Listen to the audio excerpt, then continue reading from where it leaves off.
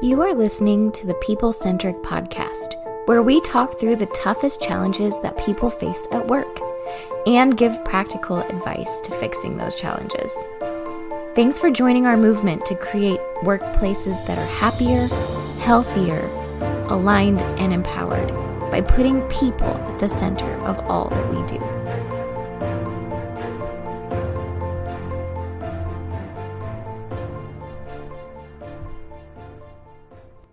Hey, people-centric leaders. So we are big fans of the book by Jim Collins called Good to Great. And we have heard a lot of people who have referred back to that book. If you haven't read it, we do recommend it. It's a good book. He looks at some corporations who have gone through periods of great success. And then they went inside and said, like, what is helping you to be successful? And they find some really cool concepts. There's like the hedgehog concept, to focus on the things that you're really good at. But there's one of his concepts that gets a lot of airplay that we want to talk about today. And it's this idea of start by getting the right people on the bus and then put them in the right seats. That's the concept. That's the statement. We have been hearing that a lot lately, and we're going to push back on that a little bit. We don't think that's entirely true. Maybe it's not about just finding the right people. Maybe companies need to be careful about going out and just saying, if I just find a whole bunch of wonderful people out there and bring them into my company, then I can figure out what to do with them later and we'll be wildly successful, because we often see that it's not set up for success for the people. And what the heck is a wonderful person anyway, right? So that a lot of that is a lack of definition. We're going to explore that topic together. We've got our whole team with us here. We've got Diana from the West Coast out here. What do West Coast people say when they say hello? Hi. It's still the United States, so. Oh, it's the same? Is it? Pretty much the same. Yeah. Mm-hmm. Okay. Wow. Weird. Right. Fun Thank fact. you. Interesting. Okay. Wow. Well, hi, or as they say in Seattle, hi. Oh my God. All right. And then we've also got Stephanie Anderson, who's here with us. Stephanie, I don't know what to ask you. I don't have a good question for you. Although if you're watching the video side, we can see your dog behind you. You can see my dog portrait. You can get yours on Etsy. Make a comment in the podcast and I'll send you the link. But in the Midwest, we just say, oh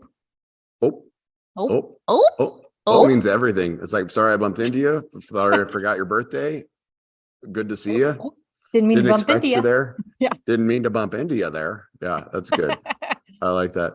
And then we also have in her closet, Bethany Taff, which is kind of funny, Bethany, because over your shoulder, you can kind of see Stephanie. It's a little bit funny to show like how our office is laid out there. So a little bit of an inside production value. If you're watching the video here, it's we have an open office layout. So we have a phone booth, and Bethany spends a lot of time in the phone booth. Yeah, there's probably no reason that I'm mostly in here and you guys are out there. I don't know why that is. Oh no. Oh no. I know exactly why that is. That's why I work from home. This is why I moved to Seattle. Oh, that's like the main reason you moved to Seattle? Wow. Is that like the new Taylor Swift? Like, it's me. I'm the it me? Got you there. No, I like you guys, but I just come in here sometimes. Well, extroverts unite outside of the phone booth. Yeah. And introverts unite separately. That's the way that it goes, right? So, all right. Well, and then we've got myself, Don Harkey. Somebody told me recently, they said, you never introduce yourself. I'm Don Harkey. I don't know what else to say there. I don't have any special. Should we ask you a question? Like, I feel like. Yeah, sure. Go ahead, Diana. What questions do you have for me? What's your middle name? How dare you? Who do you think that you are? Those are my questions. Those are good questions. My middle name's William. Matt, I'll go to yours. I don't know if I knew that. That's what I was asking. Oh, I knew that, but Donald William Harkey. Donald William. Feel like I'm in trouble because that's the only time I hear those three things. Or a graduation, right? Isn't that what they did? Donald William Harkey. I don't remember. I think there were air horns. Don graduated like 30 years ago, so it's hard to remember now. Not a lie at all. Actually, 31 now. So that's great. Happy New Year, everybody. All right. Well, I'm depressed and may just kind of sit this one out. And we're going to turn this one over to our host, Matt Griswold, who has 3 T's in his name for some reason. So Matt Griswold, take it away. I just noticed that. Thank you. Thank you for that. I can edit it if it's going to bother people, because I know there's certain people that look at it and they're like, I can't focus on anything else until we get that solved. There you go. Matt Griswold, two T's, traditional spelling, short for Matthew, which means, fun fact, gift from God. You're welcome. All right, so let's get started, shall we?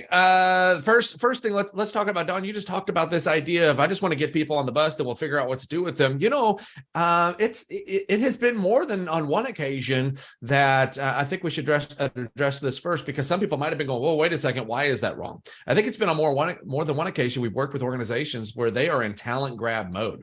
Like, we don't even have departments yet for these people. We're just going to go grab talent. Are you saying those people are wrong, or maybe what's their perspective or their approach that's different? How do you want to decipher what you said in the beginning versus the folks that are like, no, we are in talent grab mode. We're trying to grab talent. I don't even care where it's coming from. Great question. So, like, let's talk about different organizations, because it's a different kind of a game, right? If you're an organization, you have 1,000 people inside the organization, and you see somebody that's wildly talented and you know that they can fit into something successful, bringing them in and hiring them and then finding a seat on the bus is a lot less risky, obviously, than if you have 10 people and you're just going to hire somebody really talented and bring them in. However, that's not just about the hiring the person and finding the talent. That's not all that you need to be successful as a company. You can't just say, I'm going to find great people, bring them in, and hope they do great work. We need to design the company and put them into roles where they can be successful. So we've seen lots of companies, big and small, bring that rock star in, and that's not the wrong move. The wrong piece is then to say, hey, rock star, go do your thing, be a rock star, and then you leave them alone, and then that rock star tends to move on because it wasn't really defined what they need to do in the organization around them. They weren't set up for success ultimately at the end of the day. So thanks for making that distinction right off the bat. It can be a really bad mistake if you have, like, we have a small company, we have 6 of us, there are 5 of us. If somebody came in and we just said, oh, you're wildly talented, but we have no idea what role you're going to do, that's going to be really disruptive for them and us. Yeah, some larger organizations might have other places to hide that person until maybe that actual job where they could shine in might come to light. But in smaller organizations, you're right, it could be detrimental. So there's some background pieces, there's some background work that needs to go into play, which is what we're going to talk about now. I can't help but also point this out too. I imagine one of the hottest topics that we are being asked to go speak about is hiring and retaining talent. Like, we're going to do a webinar on that for another group here shortly, Don, within the next couple of weeks, hiring and retaining talent. I'm listening to the people laughing in their cars going, yeah, we've got to be careful not to hire too many people right now. Right? That's not even a thing. That's a hard thing for a lot of people to comprehend. Like, we're having a hard time. We're having to settle for the types of people that we're getting. And it's not even a question of being able to hire too many people. But the other side of that too is, and Stephanie, you mentioned this idea of kind of a quiet hiring phase there too, where the other side of that coin, and you can talk about this as well, the other side of that coin is we're not looking to hire people because of, and you can talk about maybe why there, but we have these other resources that are also in play within the organization already. We already have some of these resources we can maybe redistribute. How does that, maybe talk about this idea of quiet hiring, and then we're going to tie both of these concepts together and talk about both. Yeah, I mean, quiet hiring apparently is the new buzzword. We've heard quiet quitting, all these things. Now, quiet hiring, and essentially what it means is, an organization would look within the organization to accomplish new work. So there's generally kind of, 3 different types of hiring where it's like, oh, we hire because we have this great business need. We need to bring someone in. We don't have someone to do the skills. We've developed a new area of our business that we just need more people than we have now for more business. And then there's kind of this weird third one where it's like, hey, we've got some new and different stuff to do and try, but maybe for financial reasons, we can't bring in a completely new person to do this.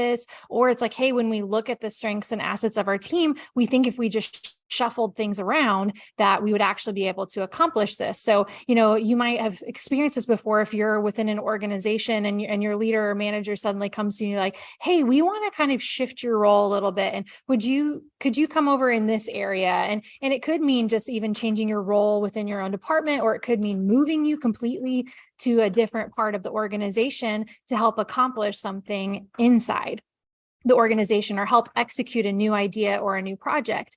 And where, there's some pros and cons with both of this. And I think the cons that a lot of workers and employees feel is like, this massive shift just happened. And did I really have a say in it? And what do I do now? I have this role that's unclear, and I probably got moved, and some really nice compliments were said to me about my skill set and what I bring to the team and why they trust me to do this. But suddenly I don't really have clarity on what I'm doing anymore. And now maybe it feels like the work that I was doing before isn't as important because you're willing just to give it to someone else. So it's kind of a tricky place as an employee to be in. And I don't know if anybody else wants to chime in and kind of share about their experiences of doing this and really how we can manage this if we are the person that's going through this process.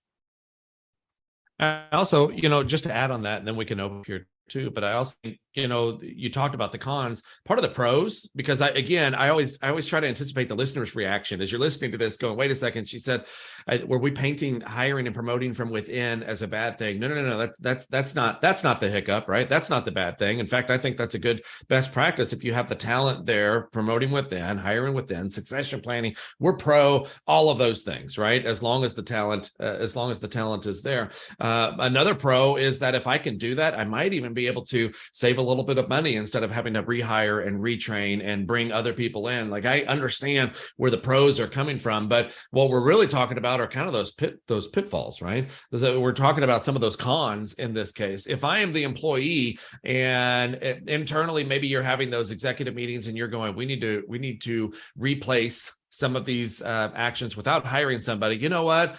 Janice is great. She probably has a little bit more bandwidth. She's proven to be great here. Let's just add some more responsibilities there. Everything we've thrown at Janice succeeds. And then we add more responsibilities to Janice. And then Janice at first, maybe let me just ask you, how's Janice feeling in that moment?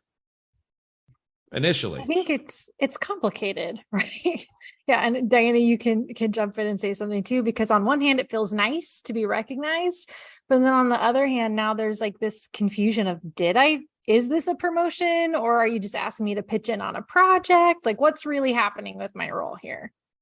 Yeah. And I was going to say, this used to happen to me a lot because I am pretty flexible. I can do a lot of things, and where you're needed. And so you kind of take on 900 things, and then you stop and you look and you're like, I don't have priorities anymore, and I don't know what I'm supposed to be doing, and I can't feel successful because nothing is ever really complete. And I feel a little lost, but I like doing a lot of things, and I like that people value my contributions and think that I am good at my work. And so it is really complicated feeling, because you're like, yes, I love this, and also hate it. I'm really glad we stopped doing that too, right, Diana? Yeah, Putting you in 1,000 different places with a bunch of expectations, right? I mean, it's less so now, maybe. I don't know. That sounded so sad. It's less so. I think I know a little bit of what I'm doing. I have managed thus far, and I will continue to do so and raise my hand when I can't. I think there's some of that, and I like that, Matt's original point of like, it's different for different organizations, right? Like there's a little bit of hashtag small business where people have to cover a lot of different roles, but that doesn't mean that's good. Right. That doesn't mean it's good. And one of the things that I think we've learned and where we've seen the most growth and the most success is that when we have taken our team and it allowed us to focus in the areas that we do really well. That's something that every time we make that investment and say, let's expand our team, or let's focus our team, or let's and leverage that instead of bringing in a whole bunch of jack of all trades. So like Diana, I mean, like, let's use you as an example here a little bit. Like, you work with clients, you are COO, you do their financials or accounting or HR. You do a lot of our operational stuff. You do a lot of our technology stuff. I mean, it's all of that. And so it would be tempting sometimes for businesses to say, okay, Diana is overloaded, so I need to hire another person that does all of those things. Well, you're kind of setting up a whole team of people to fail ultimately here if you keep adding people to this department to do all of these things. The right answer, and again, this is why we say don't just add people to the bus and then get them in the right seat. Sometimes you have to take a step back and say, how can we arrange these seats a little bit differently? how can we make sure that there is a seat, that is there enough of a role now? If it's more work than what Diana can do, maybe there is a piece. I didn't even mention marketing. You do marketing. Maybe there's a piece like in marketing where we could add somebody and get some help in the marketing side, or add somebody that can just do the operations side, or whatever that is. And then you can kind of split roles up a little bit. The more you create the fit for the person and the role together, the better it is for the person and it is for the company. And it's not just about having the great person in place, which Diana is awesome, and which is why she can handle all of those things. But yeah, I just wanted to acknowledge too, a lot of things you're saying are still reality. Well, thanks. But yeah, I do think that for the person, it starts to feel like you're not really successful at anything. You're not really great at anything. You have no like unique value. And so when people say like, well, Diana, what's your strengths? I'm like, yikes, I don't even know anymore. It used to be this thing, but I haven't touched that in months. I don't know if I'm good at that anymore. Right now I'm muddling through this thing because I'm picking it up and I'm learning. So I don't know if I'm good at that. And so it does cause this strange thing where people know you're good, but you yourself are kind of confused about what you're really good at. Yeah, and meanwhile, the organization that's made the decision to continue to add the responsibilities, not people-centric. We'll quit using Diana as an example, but organizations that continue to add the responsibilities at maybe a higher level, they're thinking, okay, this is great. We solved that problem, right? We solved it. Fantastic. They're doing great work. And like Diana's point, initially, you kind of wear it like a badge, like they trust me with this. This is great. And then until they wake up one morning and they're going, this sucks. Why am I doing all of these different things? Like, why am I being tasked with all of these different things? And now, two things. Now, this thing that I'm doing and this thing I'm doing are so not related at all. It's a total mind switch or flip for me to wait. I have to do this. Okay, this is a whole different day and I'm doing something completely different. I have to switch my mind to go do this now. I think, to a certain point, we all can probably relate to what that is and what that feels like. And so I think part of this is we understand why organizations try to make those decisions that they do, but they also need to understand maybe the ramifications to the employee if you are making some of those decisions. And then how do I manage that? Sometimes it comes down to transparency and bringing them along for the ride of why I'm doing what I'm doing. Stephanie? Yeah, that's exactly what I was going to say of like, hey, if you're in a position where you have to do this, because this happens sometimes, and we're not like faulting any organization for doing this. We're just saying, I think like put some intentionality behind it and make sure you're really communicating with that person why this is happening, not just why you value them. Because I think what I'm hearing everybody say is like the compliments feel really nice and the badge is great, but it's kind of short-lived. And then after a certain point, that becomes your point of criticism, right? Of like, well, now I'm never getting the wins. Now I'm never really getting my roses, so to say, because I keep shifting and moving stuff around and I never really get to enjoy what I'm doing. So be sure you're communicating with that person if you need to do this within your organization of like, here's what we're hoping this will accomplish. And it's almost like creating a whole new scorecard in that sense for this person, that even though their role might touch a lot of different areas now, and it's going to be a little more broad, of still giving them those pieces that they can latch onto to say, I know what's expected of me and I know how to do a really great job. I know what winning looks like. And is this a season and this is kind of a project period, or this is maybe where we're shifting organizationally for a while? Because then that also help the employee know how they should respond to it. Of, okay, if it's more project-based, then this is maybe an opportunity for me to build some new skill sets and try out different things in different areas of the organization. Or if it's going to be more permanent, then maybe I can use that as a moment to talk about promotions and growth within the company that I would like to see for myself. And could we incorporate this into what we're doing right now? Yeah, it comes down to that transparency in the conversation. I say this quite a bit too. Adults for the most part are okay if the answer is no, as long as they know why the answer is no. So if they're going, was this a permanent thing or not? I can imagine there's executives going, well, this is why we're doing it, but I can't tell them that. Like, we're doing it because of this. I don't have the funds to be able to hire somebody. I can't tell them we don't have enough money to hire somebody. Or, just because you don't say it doesn't mean their mind stops working. It doesn't mean they've already thought of a reality that's probably way worse in their own minds than the actual reality of the situation. And so you will do yourself a favor if you kind of bring them along for the ride. I could think of Don doing this on more than one occasion going, yeah, you know what? We're in this time right now. We'll call it this sucks. That's what we're in right now. It's going to hurt for probably just a little bit, but here's light at the end of the tunnel. And this is why I'm saying there's light at the end of the tunnel. Like, come along for the ride with me. And so for those employees that we are tasking with, multiple different things, I would also say this, and you can add to it if you'd like, or go a different direction. But, something that I ask organizations, especially new organizations that we begin to work with, how many of those employees are currently working outside of the original job description that they were hired for anyway? The majority of them, I bet, and I bet they haven't even seen it since they were hired, or maybe you had them sign it during some sort of an HR process or orientation process. That thing is long gone, right? We have morphed along the way, sometimes out of necessity. But Don, this might go to that next point too, that and the talent grab we were talking about there. But there are certain steps before I just make that decision. Whether it's the internal person, we should give them these responsibilities. I don't know, should you? And you kind of touched on this, but sometimes the gut reaction is, we lost that person. We need to immediately fill that person now with the best possible talent that we can get. And sometimes that job description that person was working under was created 10 or 12 years ago. And you don't take an opportunity to take a step back and go, do we though? Like, how has our business changed? And maybe there's a strategic planning element that might go into that too. Yeah, there's a moment, I think, where, here's what typically happens. At some point, you sat down and thought about that. And you probably thought about it, most companies probably realistically thought about it with existing people that they had in place. So you had people and you said, how can I clearly capture what it is that those individual people do?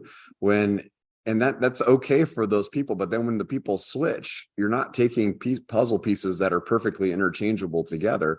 And that stuff doesn't get updated. And the second piece is, maybe that's not the best way to design your organization either. Sometimes you need to take a step back and maybe blur your eyes for a second and decide, what is it that you need, not what is it just that you have. Now, I'm not saying that fire all of your people, figure out what it is you need and start all over again. But I think there's a little bit of an iterative process. If you took a step back and said, if I was redesigning our company today, forget about who I have, and I lost every single person, what would it look like? And draw yourself like a little org chart and lay it out like that. And it might look very different than what you have today. And then take that old org chart that you just created and look at the one that you have today and start to then merge those things together. And then think about, how can you move the pieces that you have into places? Oh, this makes a lot more sense. This person could do this. And I think if you follow that process every now and then as an executive in the company, I think you can deliberately design the machine. We often talk about the organization's a machine that's perfectly designed to get the results that it's getting right now. If you want to get different results, you have to redesign it. This is the redesign. And I think it's really, we often talk about culture and engagement and things like that. And this is an understated impact that we see in organizations where it's, you have all these demands. I'm pausing to see if I wanted to code this, how much I wanted to code this. I'll heavily code it since I'm not sure whether I should or not. An acquaintance of mine was talking to a company is in college, and they saw a presentation from a company in college, and they were presenting to a group of analytical people.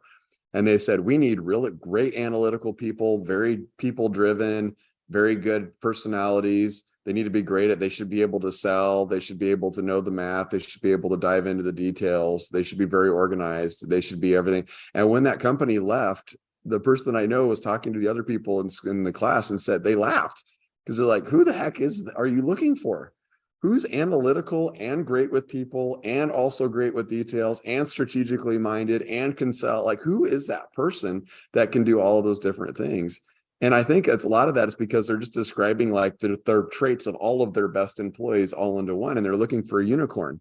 And that's a big mistake. So I think you have to take a step back. And if you haven't done this in a while, I think it's really going to be beneficial for your company. If you take a minute, take a step back, blur your eyes, think about how you would design the company if you didn't have the people that you have now. And then think realistically as you create those roles, does that human really even exist? Do you need the highly data analytical, super organized person who can dance, sing, also perform art and skydive and all of those? And Matt's nodding his head like, I can do all those things. You lost me at skydiving. I can't do the sky. No chance. I try not to put myself in situations where I might die. And that's one of those situations. Bethany, can I piggyback on this though with you? Because I know that you like to look at the org designs, and I know this is where Don's kind of going here too. This is that puzzle piece, right? So as we continue to add the responsibilities to the people internally, now they might be doing stuff for this person, and they might be doing stuff for this person now. And we talked about maybe the hard part that employee might have, but what does that do structurally or culturally the more they continue to add without really taking a picture of that org design itself? Where do we see maybe mistakes with that, and that people can potentially watch out for? So how does it impact the structure when they have continued things are being added to a person's job? Not only structurally, but like culturally. The employee might say, this is difficult or this sucks. I'm reporting this person. Now I have to do this thing here. But like, if I'm a business owner or if I'm the CEO of the company, I might just be looking at a very high level of like, these are just the crap I got to get done, right? These are just the tasks I have to get done. I don't care who's doing it. We just got to take a look at that. But then when you look at it, like an org chart where they're like, yeah, these are all the people and doing all the things. Like, I don't know, are there some things that you can see, like this is clearly sideways, or maybe this is cleaner. This is what you want to consider from a perspective like that. Yeah. Well, I'll try to answer the question how I think. Perfect. You're going to nail it. But let me know if I'm not answering it the way that you're looking for. But I mean, I think you would naturally just start to see people being confused about like, who do I report to about this thing? If it's something that belonged to my boss that now belongs to this person, like, do I talk to this person about this now, or do I still talk to my boss? Is that person my boss? So we kind of have some of those things. Sometimes it's also like process changes now. So I can think of a specific example with an organization we work with where a new position was hired for. It was kind of a similar situation that we've talked about, where they were like a talent grab. They were a really talented person. They had a lot of experience at another location, and they were brought into this organization with not a super clear role. And so now coming in, they're kind of trying to do their best with what they think they're supposed to be doing, but it also creates a lot of confusion for other people about the process that they had been following. And so now it's the question of like, okay, now that this person is here, do they take on this part of the process now? And am I not supposed to do that anymore? Because nobody's really clarified that. And so I think those are some of the issues that I've seen specifically with this. Yeah. And I know Bethany looks at that quite a bit for us, for other companies too. And it's amazing the stuff that you can kind of read. I was going to say it's like reading a poem, but no, it's different than that. I think, you're looking at the org chart, and Bethany is able to look at that and say, this seems like a problem, or this seems like a problem, or this would be frustrating. And to an organization or a CEO or an executive team, they're like, well, we just work hard. We just have to do stuff, but they don't realize the impact that it's having on the people. I like how you said the process changed too. That person might have been great, but the process changed since you put the person there. And now that person's not as great. Process change also plays into that too. So I think overall what we're saying is quiet hiring is not a new concept. Sometimes we have to establish different responsibilities to different people. Sometimes those jobs morph into other jobs. Sometimes you can't afford to hire other people to be able to backfill there, but bring them along for the ride. And we're also not saying that just get the people on the bus is a horrible idea, but there has to be some strategy planning that maybe goes along into that ahead of time too. Can I add one more piece to that, Matt? I also think, like, when you think about getting the right people on the bus, I think the piece that I have the biggest pain for is what the right person is. If you say the right person is independent of the bus, that there are right people or wrong people out there, I think that is a very old management philosophy that has been absolutely proven to be wrong. There are not people that are universally good workers and people that are universally bad workers. There are people that are good fits to different jobs. We have seen people be terribly successful in one job and then be terribly unsuccessful in another job, and vice versa. There's a fit to it. It's a combination of the two things. It really is. Now, does that mean that there are people that are more likely to be successful in a wider variety of jobs? Absolutely. That's why we interview. That's why we talk to people. That's why we ask about work history. But this philosophy that there are two kinds of workers. There's good workers and there are bad workers. And we just have to find the good ones and then pitch the bad ones is an old style of management. And you are going to fail as an organization thinking that way because the good people won't want to work for you.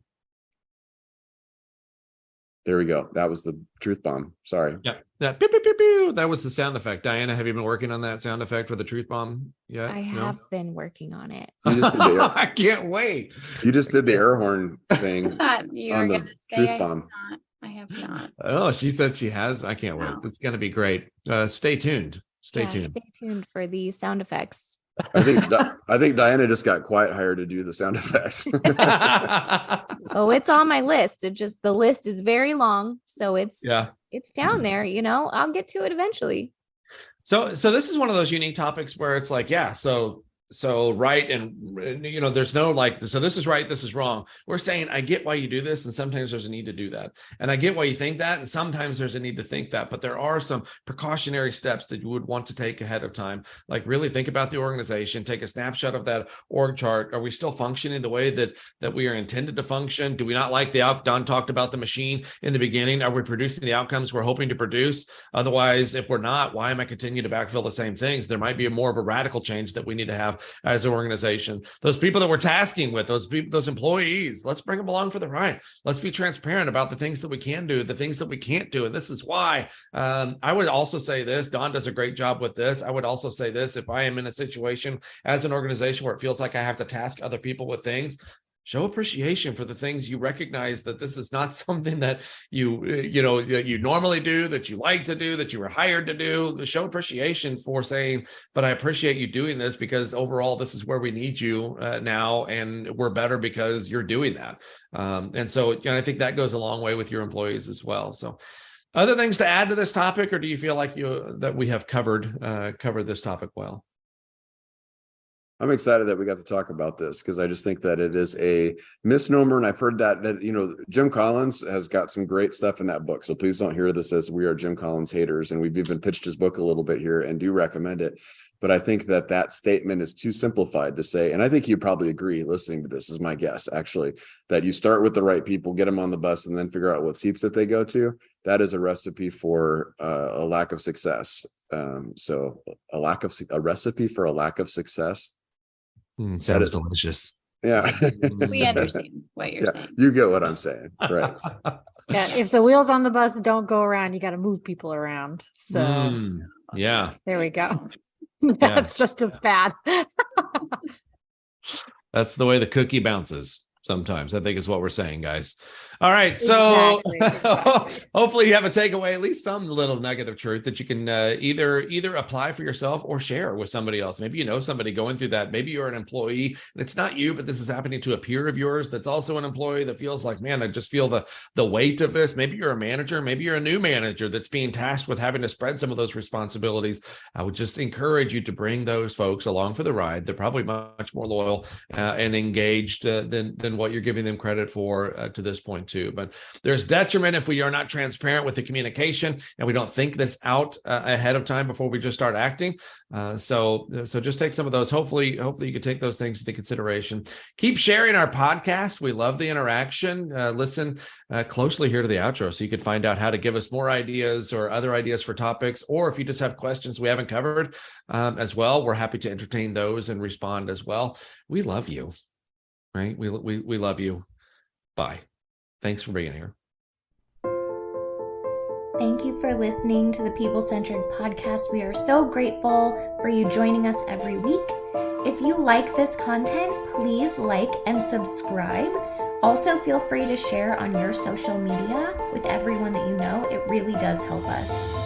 If you would like to contact us, I have put our information in the show notes. Please reach out anytime. We love hearing from you. We will be back next week with a new topic. Until then, be well and lead well.